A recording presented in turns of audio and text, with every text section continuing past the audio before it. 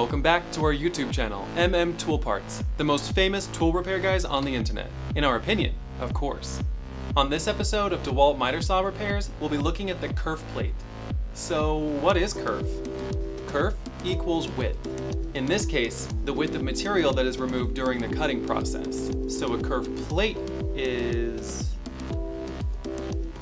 The kerf plate is an insert designed to close the gap around the blade. A kerf plate reduces blade chip out, preventing pieces from kicking back at you. It also stops smaller pieces from falling through the hole. And a good kerf plate will drastically improve dust collection. You should always use an insert that leaves as little gap around the blade as possible. If your kerf plate is cut up like mine, it's a good idea to replace it.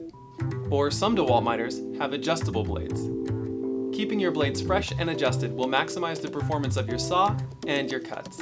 Replacing the plate is simple, using seriously just one tool. If you think you're up for the challenge, grab your parts and follow me. You can see that our existing kerf plate has some damage from where it's been cut into by the blade. This is pretty normal wear and tear. To remove it, we'll just take out these 6 screws using a T20 Torx bit.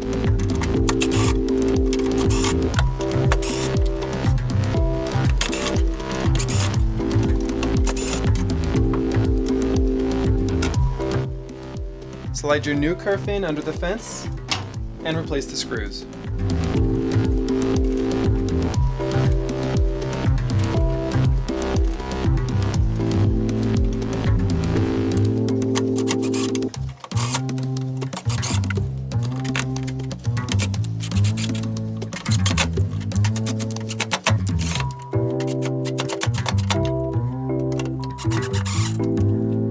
All the parts we use here can be found in the links below this video, or on our website at mmtoolparts.com, a trusted name in tool repair for over 80 years. Let us help you keep your tools running like new.